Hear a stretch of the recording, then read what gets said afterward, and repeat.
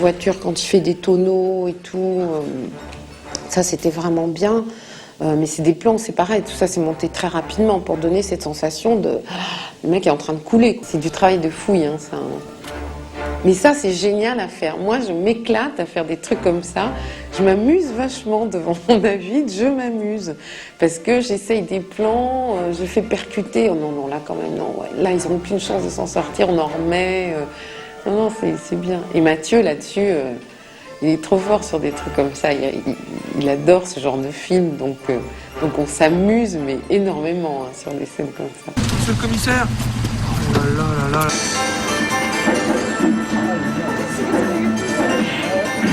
Drunken Master.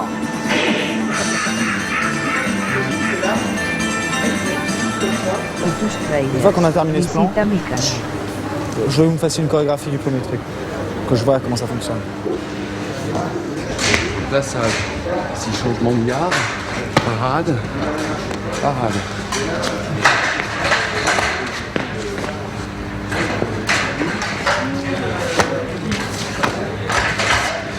Excusez-moi, vous pouvez vous mettre en place? Excusez-moi, j'ai besoin de vous.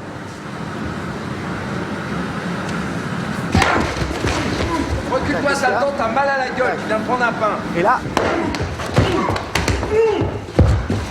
paf, paf, tac, et on reste sur Vincent.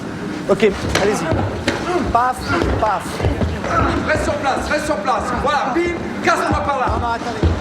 Je veux que si jamais tu te prends une cacahuète et que tu es censé faire putain enculé, tac, tu le fasses en faisant putain enculé, paf, paf, paf. Tu vois ce que je veux dire? Mais j'ai besoin des temps. Ok, moteur. Bonjour, please. 31 sur 16, première. Action. Qu'est-ce qu'il y a? Il y a plus de filles? Qu'est-ce qu'il m'a dit? Qu'est-ce que tu lui as dit déjà? Mais des filles de pute. Et alors, qu'est-ce qu'il t'a dit, gars?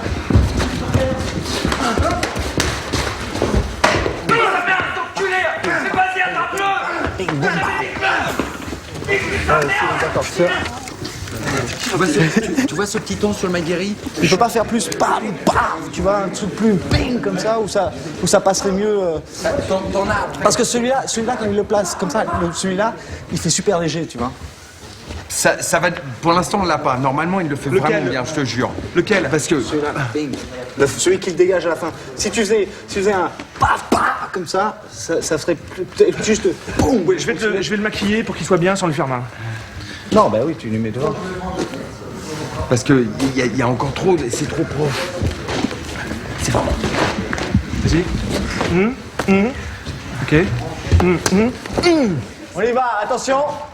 Vous êtes bien dedans? Vous faites pas mal? Vous y allez plus fort? Ouais. Ça passe à ça? Ouais. Moteur. Quand vous voulez. Action. Vas-y.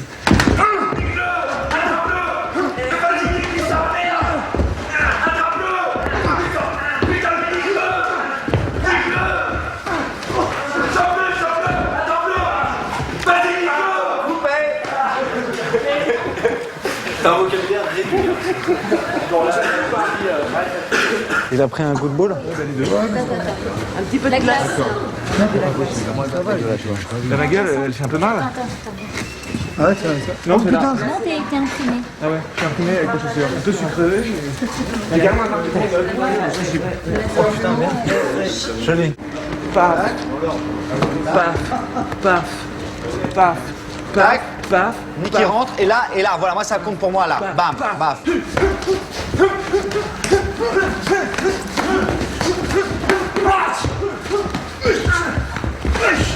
Putain. Enculé. Ok, Vincent, vite de tomber, s'il te plaît. Ça va, Vincent?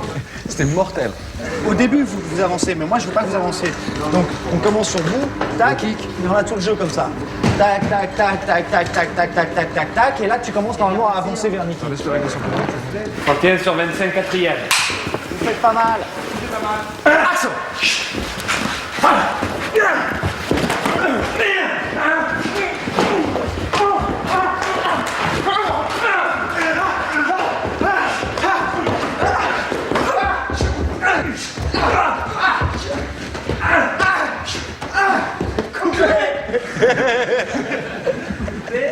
Un petit gauche, non? Non? T'as pas pris un gauche là? Non? C'est quoi le problème?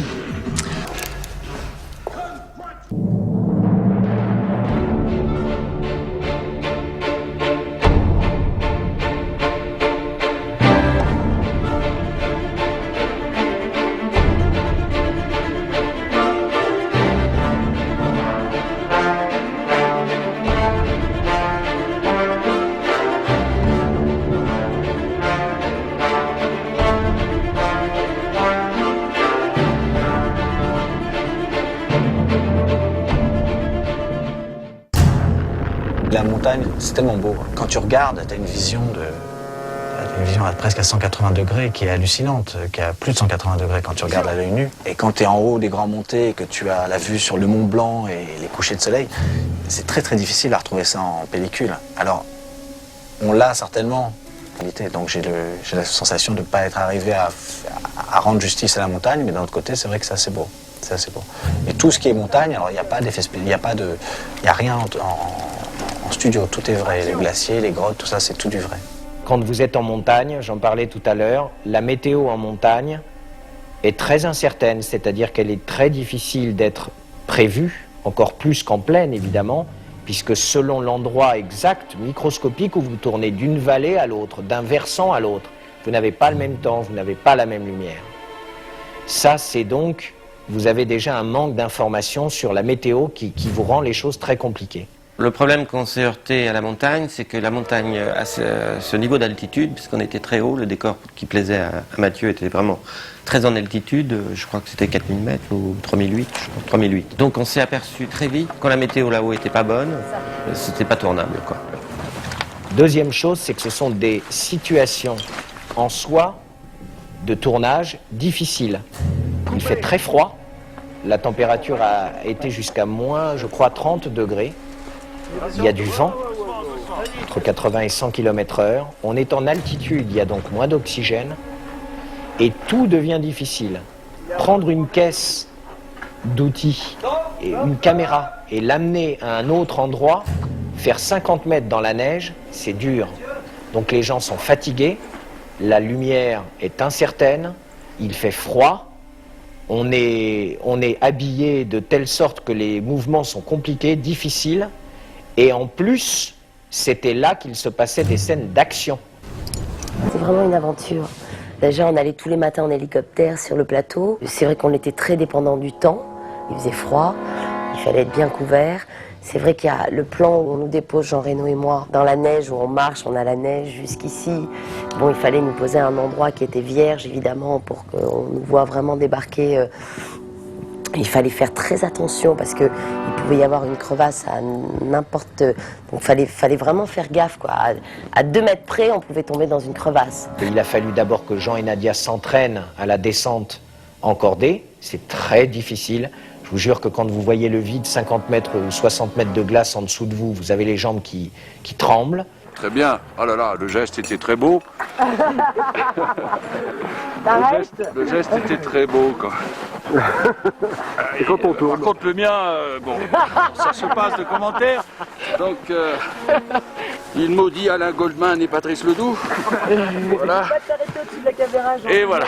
Heureusement, on était entouré par les guides de Chamonix qui sont parmi les meilleurs du monde, qui nous ont appris non pas à contrôler la montagne, parce qu'ils ne la contrôlent pas eux-mêmes, mais à la connaître et à éviter les catastrophes et à respecter des règles de survie. Et ça nous a beaucoup aidé, mais il n'empêche qu'au moment où Jean se lance, même s'il est totalement accroché, on va dire entre guillemets, en situation totalement sûre, ça reste très impressionnant. Les guides de haute montagne de Chamonix sont vraiment des gens qui connaissent la montagne, mais qui connaissent l'être humain devant la montagne. Parce qu'ils en ont vu des tas, qui font des courses sans arrêt, puisqu'ils sont là pour ça, pour aider les gens à faire des courses. Et eux, c'est eux qui m'ont instruit de ça. C'est eux qui m'ont montré là où il y a danger et là où c'est possible, quoi. La scène de l'avalanche et tout ce que ça comprend, on l'a fait sur 5 décors, je crois. Il y a là-haut, les grands montées, où on a tourné vraiment donc, en hauteur la majorité de la scène de discussion. La discussion. Et puis pour tout ce qui est le moment de l'avalanche elle-même, on l'a tourné en plaine sur 2 lieux différents, avec un rat-track qui était sur système hydraulique, avec un rail, parce que c'est le vrai rat-track qui bouge comme ça et qui se lève. Donc il y a derrière le rat-track, il y a un bras qui rentre sous terre avec un rail qui le guide, un système pneumatique d'air compressé avec des vérins qui permet donc de contrôler son mouvement avant et arrière, enfin surtout arrière, parce qu'on a les comédiens devant, donc on a aussi un camion devant avec un treuil par sécurité avec un câble, et un système qui permet que quand il arrive en butée au bout, il se lève. Ça le fait lever comme ça et ça le fait tomber. Et après on peut le remettre en place et en faire une deuxième séquence. Donc c'est un très gros truc à mettre en place. C'est vrai que c'était dur aussi pour l'équipe technique, toute la scène d'avalanche, parce que techniquement c'était Il fallait faire retourner ce ratrac, il fallait que visuellement on croie qu'effectivement la montagne était en train de déferler toute sa puissance sur les petits êtres humains que nous étions. Et puis il y a eu cet accident qui n'en a pas été un, et on touche tous du bois, mais où le ratrac est passé à... C'est Jean Reno, franchement, et Vincent qui vont sauver la vie là. C'est toujours très difficile, encore une fois, les effets spéciaux, il faut les répéter, tous les cascades voitures, les effets spéciaux, tout ça il faut répéter, parce que même si les gens vous disent c'est au point, c'est quand même toi qui es devant. Et il faut quand même le vérifier, et le voir la marge d'erreur qu'il peut y avoir. Et là, c'était une marge d'erreur qu'on a vue. Pour parler de cette séquence du ratrac, par exemple, Mathieu, il me titille toujours pour me pousser. C'est-à-dire que moi, je suis toujours le mec qui râle, mais finalement fait les trucs qu'il me demande. Le coup du ratrac, en l'occurrence, moi, j'ai appris qu'il faut jamais faire confiance aux effets spéciaux, surtout quand ta vie en dépend, ou ton œil, ou quelque chose comme ça. Donc, j'ai toujours tendance à vraiment exiger, maintenant, je peux dire carrément des explications de ce qui va se passer. Et là, en l'occurrence, Mathieu, tu mets le pied exactement là, comme ça, sous la lame du ratrac, tu t'en vas au dernier moment, et puis tu tires, voilà.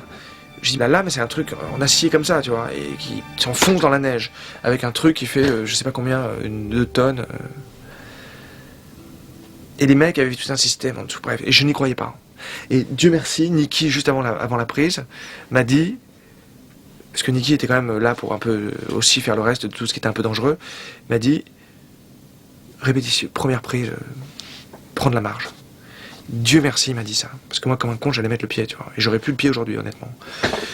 Et le truc a merdé, et le truc, à la place de faire... Comme ça, a fait... D'un coup. J'ai bondi. Jean m'a vu bondir, il a bondi aussi, et on a chopé Nadia qui faisait la morte. Donc il ne voyait absolument rien. Et on lui a viré la tête, parce que sinon elle se retrouvait avec... C'était la noix de coco, tu vois, c'était la noix de coco avec une hache qui venait lui mettre au milieu de la tranche. Et là, bon, alors, j'ai sauté sur le cœur, j'ai fait « Qu'est-ce que c'est que ce bordel ?» Ok, maintenant vous réglez votre truc, etc. Mathieu, il était, genre, il s'en est pris au mec, mais c'était de sa faute aussi. Et on s'est cassé ce jour-là, on n'a pas retourné. Bon, voilà. C'est des trucs qu'il faut faire, c'est un exemple, mais je veux dire, il faut faire super gaffe. Ça dépend quels effets spéciaux. Quand il y a des effets spéciaux qui sont juste chiants, parce que c'est un fond bleu, tu dois faire. Comme ça, et c'est ennuyeux à mourir à faire, mais à la finale c'est beau. Et puis il y a des effets spéciaux comme ça où il faut vraiment faire gaffe, c'est-à-dire que quand il y a une charge explosive ou un truc comme ça, c'est pas juste chiant, c'est dangereux, quoi.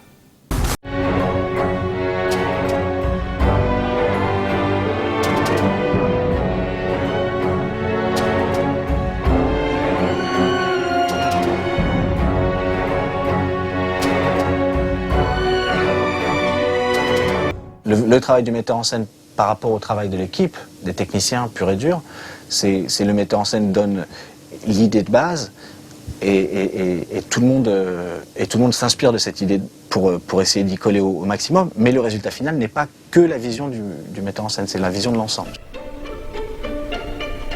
Généralement quand tu écris une séquence, au moment où tu l'écris, tu penses rarement au découpage parce que tu as déjà assez de problèmes sur la structure de la séquence même. Mais après, tu essayes de voir comment tu vas utiliser la caméra pour la mettre en image. Donc c'est un puzzle, c'est un jeu de voir comment tu fais monter la sauce. Est-ce que tu montres le corps de la mort, par exemple, tout de suite dès le début du film, ou dès le début de la séquence, ou est-ce que tu prends le temps et comment tu vas le faire découvrir? C'est tout ça, sur ce genre de film, c'est des histoires de coups de théâtre. Donc à chaque fois, ce qui est amusant, c'est de préserver le coup de théâtre, le moment où tu fais monter la pression et puis tu vois, c'est ça qui est amusant. Je travaille avec les storyboarders, généralement, je suis assez précis sur ce que je demande. Je suis même très précis et je fais des tout petits croquis, je dessine très mal, donc je fais vraiment des tout petits croquis de trucs de perspective juste pour être sûr, parce qu'on n'arrive jamais à s'entendre au début, mais pour arriver à bien trouver les angles, parce que le but d'un storyboard, c'est de trouver exactement là où va être placée la caméra physiquement. Pas seulement ce qu'on veut donner comme image, mais aussi là, quels vont être les problèmes. C'est à ça que ça sert un storyboard. Si tu veux ce plan-là, ça nécessite tant de problèmes. C'est-à-dire que quand on dessine le plan de la grue, avec le cadavre, on descend sur le cadavre, tu le donnes à un machinot, le machinot il sait que cette grue pour descendre, il lui faut un rail, parce qu'elle peut pas, pour descendre, si elle descend dans l'axe, c'est la première question qu'il te pose. Il dit ça descend dans l'axe ou tu fais un arc de cercle? Je dis non, je descends dans l'axe. Donc il faut ce recul, donc il faut lui-même tire une sonnette d'alarme en disant il faut que le décor soit un peu, qu'on puisse passer des rails sous le décor.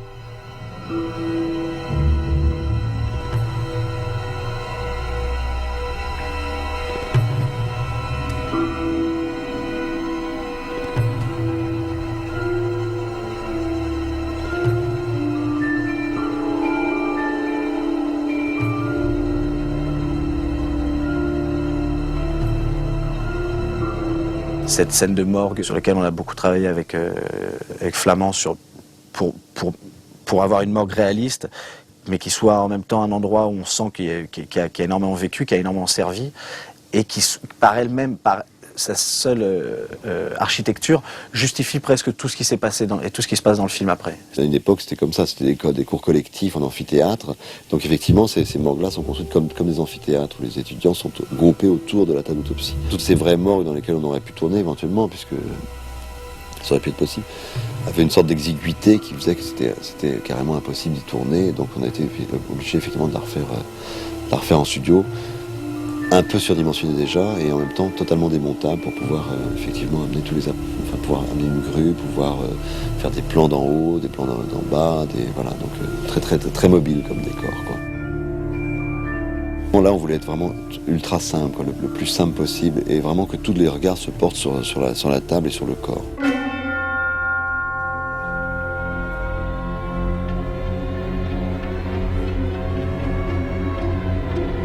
J'ai jamais vu ça de ma vie. C'est-à-dire que c'est d'un réalisme que même le nez dessus, je veux dire, il faut palper pour voir que c'est du plastique, que c'est extraordinaire. Extraordinaire. C'était très impressionnant.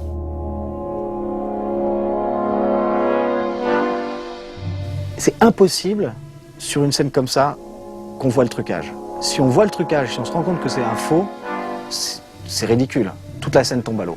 Et tout le film tombe à l'eau. C'est pas possible.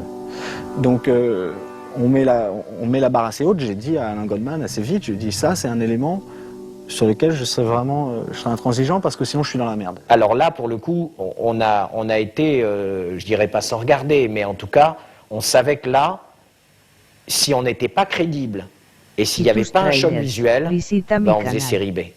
Et ça pour nous c'était hors de question, c'était un risque qu'on ne voulait pas prendre.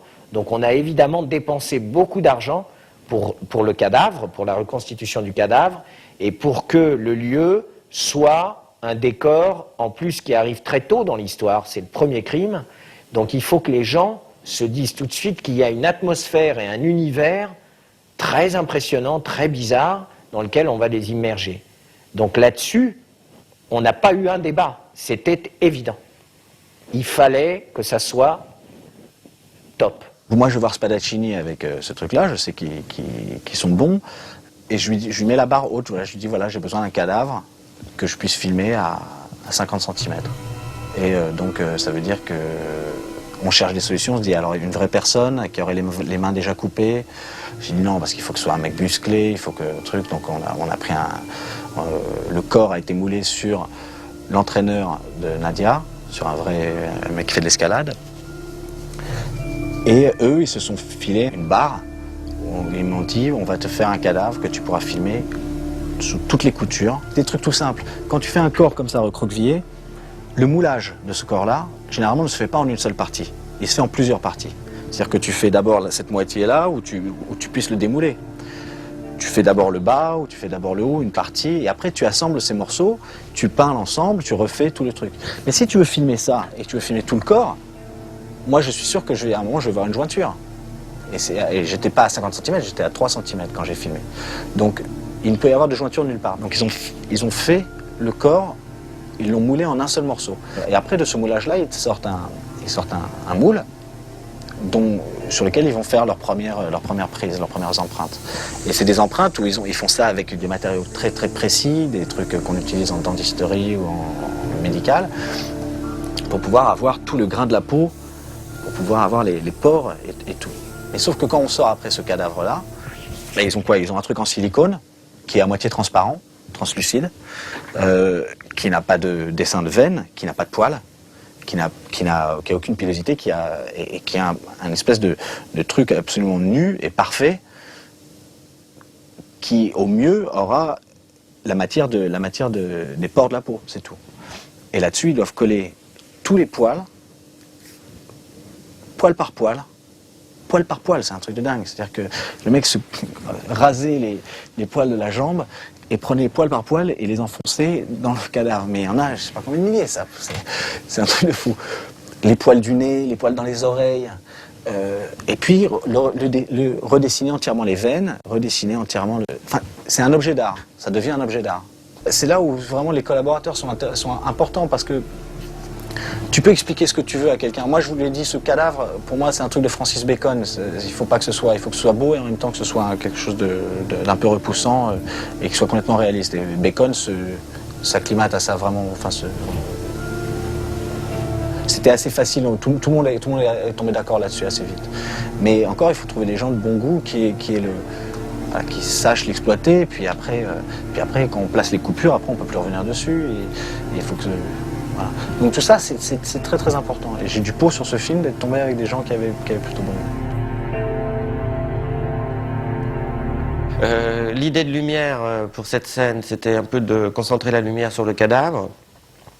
Donc d'avoir une lumière un peu clinique sur le cadavre et que au contraire tout ce qui est autour du cadavre, c'est-à-dire tous les personnages à différents niveaux, puisqu'il y a plusieurs niveaux de personnages, il y a d'abord Jean Reno dans un premier niveau, puis ensuite les autres flics et puis dans les fonds aussi des policiers, etc. C'était difficile pour lui à faire parce qu'il y avait ces mouvements qui sont d'ailleurs, il y a une ombre sur le cadavre quand la caméra descend comme ça et qu'on passe sur le cadavre, il y a une ombre qui passe sur le cadavre et qui est l'ombre de la caméra, mais qui est généralement un truc qu'on ne peut pas laisser passer, mais qu'on a laissé passer là parce qu'en fait on l'associe à l'ombre du médecin qui se penche au-dessus du cadavre et ça passe bien.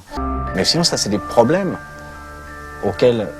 sur lesquels on se retrouve confronté sur un tournage et qui sont impossibles à prévoir avant presque. Et ça, c'est le talent d'un chef-op ou d'un décorateur, ou d'un metteur en scène, c'est d'arriver à se servir de ces défauts-là pour que ça devienne une qualité presque. Les lumières que je fais sont en général très simples. Elles sont basées sur des principes simples. Je crois qu'il y avait une boîte à lumière en tungstène au-dessus. Et puis ensuite, pratiquement rien d'autre. C'est-à-dire justement l'idée c'était de ne pas rattraper les choses, c'est-à-dire d'avoir cette boîte au-dessus du cadavre et puis ensuite laisser les fonds dans l'ombre. Les mains ont été amputées, les plaies cautérisées pour que la victime ne meure pas par hémorragie. Apparemment le tueur a tout fait pour que la victime ne succombe pas suite aux tortures.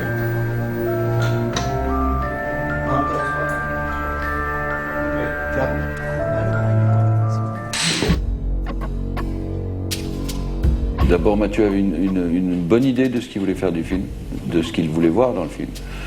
Du travail avec le Steadicam, du travail avec la lumière de Thierry Arbogast. Et je crois qu'il y a eu une osmose assez importante entre le cast et les postes importants comme la photo, le son et le cadre. Tout ce qu'on lui a dit, tout ce qu'on a décidé, c'est qu'il fallait qu'il soit extrêmement concerné et qu'on lise à travers sa réaction et ses regards, qui sont des regards assez de compassion, que ce cadavre a été quelqu'un et qu'il a souffert réellement et que le tueur a vraiment voulu qu'il souffre. Ça, c'est une idée qui vient de Mathieu. Il m'a dit, ça lui fait de la peine. Il le regarde comme un gamin. C'est un gamin pour lui, un petit gamin.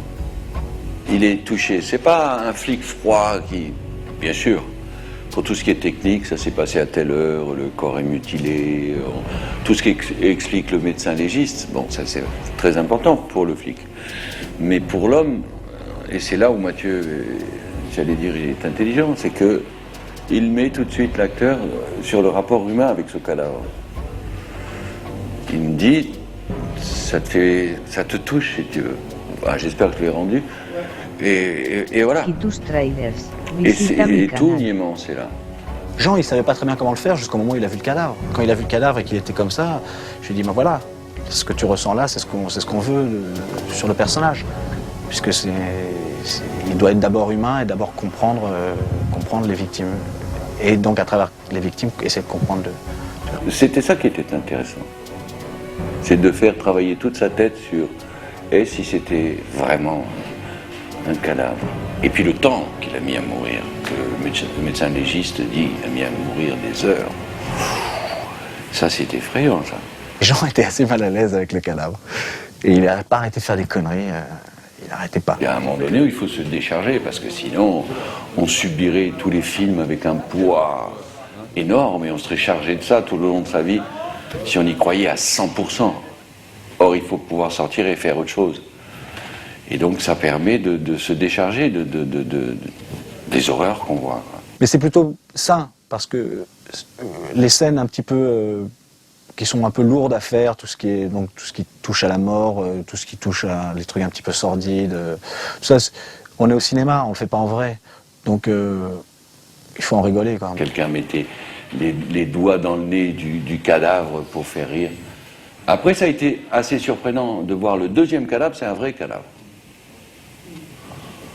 Bon, alors là, par contre, c'est assez surprenant de voir quelqu'un qui passe une après-midi nu sur une table de médecin légiste. On se dit, bon, ou ce type a besoin d'argent, ou il a envie de s'exhiber. Mais on était très content qu'il soit là, évidemment, puisqu'il servait l'histoire. Mais c'est vrai qu'avec une sorte de chape, et puis pourpre, le sang. Sur ce film-là, je me suis dit, je vais travailler de façon plus classique et j'ai besoin de l'apport d'un monteur qui va m'amener, qui va pouvoir rectifier les défauts qui sont dus au tournage, qui va pouvoir m'amener d'autres idées, d'autres rythmes, parce qu'on s'enferme très vite. Avec Marilyn, en fait, le principe, c'était celui qui a la meilleure idée gagne, quoi. Globalement, cette scène, lumière comme ça, c'était tellement beau.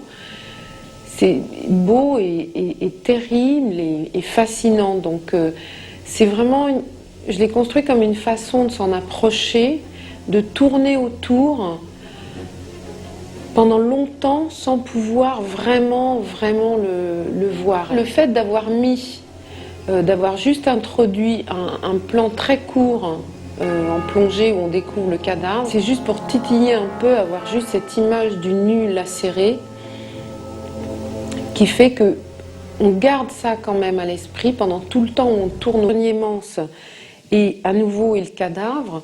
C'est vraiment une façon de faire passer toute la compassion de Niémence pour cette boucherie. Et c'est là où on comprend qu'il va faire cette enquête, vraiment. Et là, moi, je trouve ce gros plan, je l'ai monté assez long, mais j'ai vraiment l'impression qu'il dort. Enfin, il y a quelque chose de super paisible entre lui et Niémence.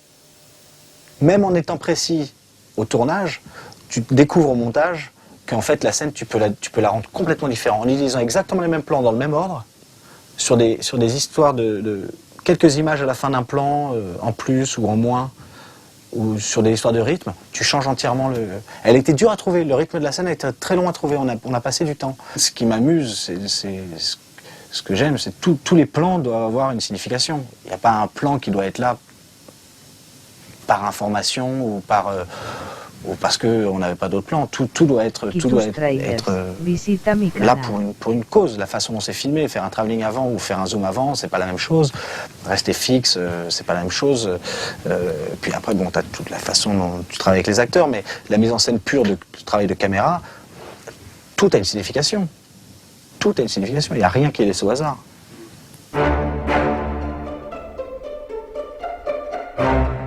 J'aime bien les musiques qu'il y a dans les films de Dario Argento, qu'il y a dans les films de Romero, et les films de Carpenter aussi. C'est de la musique électronique, des petits thèmes qui reviennent, la petite musique qu'il y a dans les rivières, la petite boîte à musique, est entièrement inspirée des films de Carpenter. Qu'il y a dans cette séquence, en fait, on l'entend pas. C'est une musique qui amène une ambiance, mais qui ne doit pas être reconnue, qui n'est pas un thème, qui n'est pas quelque chose qu'on doit reconnaître. Ça doit passer complètement dessous, ça doit amener des sentiments, mais sans qu'on entende la musique. Et là, c'est intéressant. Ça, c'est intéressant. Pour nous, on a essayé on s'est contenté de coller à l'image et de pas trop partir en sucette parce que après, ça peut très vite nous retomber sur le coin de la gueule. Et donc, dans ces trucs, d'être au contraire le plus discret possible et de ne pas faire trop sentir la musique. Mais il y a beaucoup de musique dans les rivières. On aurait pu le jouer assez classiquement, c'est-à-dire un son en continu, c'est-à-dire il y a plusieurs plans qui succèdent sur cette bâche, et en fait, on a fait la même chose au bruitage, c'est-à-dire que c'est plusieurs sons qui se succèdent, cut, et qu'on a superposé pour avoir cet effet d'évolution du son, mais assez entrecoupé, quoi. Ce que le son, ce que l'image évoque, c'est effectivement quelque chose d'assez glaçant. La musique, elle doit au contraire nous serrer la gorge, mais pas tellement par l'angoisse, mais par l'émotion, par une chose plus intérieure.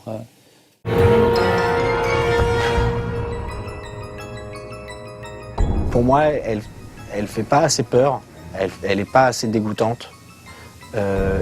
Et elle met pas assez comme il y a cette histoire de larmes qu'on comprend pas vraiment, elle ne met pas assez la barre assez haute à ce niveau-là. Mais sinon, j'en suis extrêmement content pour la mise en scène pure, pour le cadavre, pour le look de l'ensemble. Je suis assez content. Bien sûr, j'en ferai pas la même chose. Enfin, tout ça, c'est entièrement à refaire, mais l'ensemble du film est à refaire. Hein. Si on commence comme ça, je vous démoralise et vous n'allez pas vendre un DVD.